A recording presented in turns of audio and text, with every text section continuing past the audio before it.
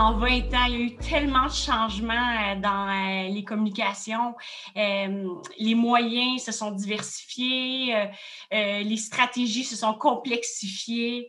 Et à un moment donné, comme expert en communication, on essaie de le plus possible répondre aux questions, aux besoins de l'organisation, mais on se perd un peu dans tout l'éventail de moyens pour y parvenir.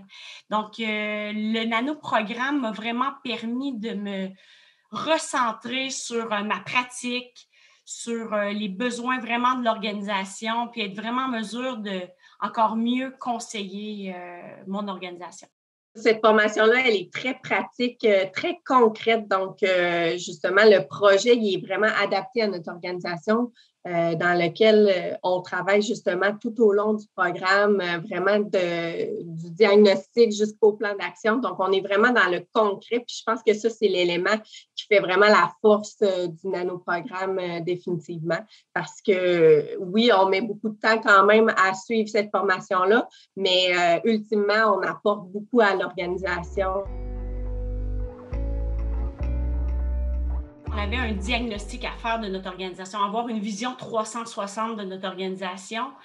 Donc, c'était vraiment un temps d'arrêt, un temps de réflexion.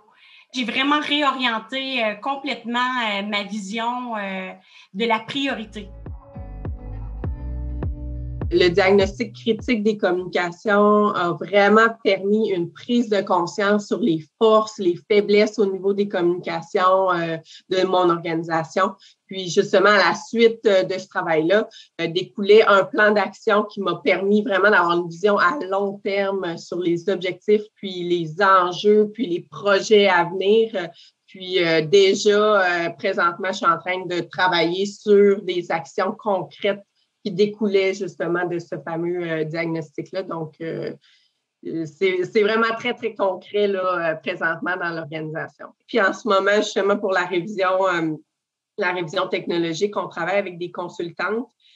Puis on avait à tout faire les processus, justement, là, donc du cheminement là, des personas, finalement, à travers. Donc, vraiment, là, ça a été la base là, donc, de tout ce qu'on a fait. Là, ça a vraiment été vraiment pratique. Là.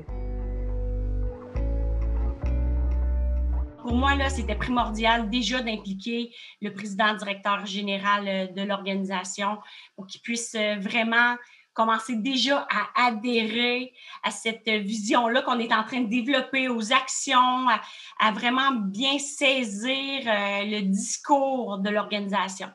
Ça m'a permis vraiment par la suite, quand j'ai présenté le plan d'action, qu'il y avait comme une fluidité, il y avait une logique, tout s'inscrivait vraiment bien. Donc, c'est primordial, selon moi, là, d'impliquer les gens tout au long de cette démarche.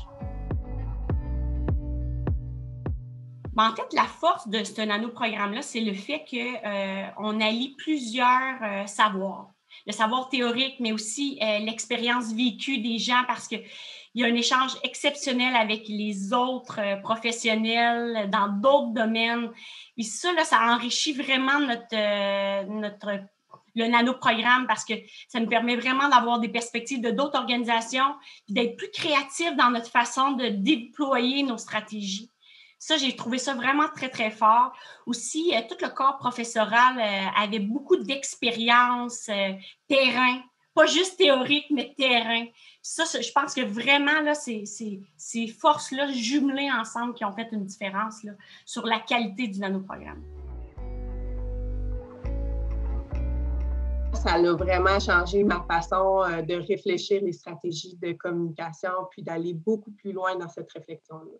Le nanoprogramme a définitivement contribué justement à affiner l'esprit stratégique en communication, puis vraiment à faire de moi une ressource clé dans mon organisation. Je pense qu'on est devenu plus stratégique en 20 ans.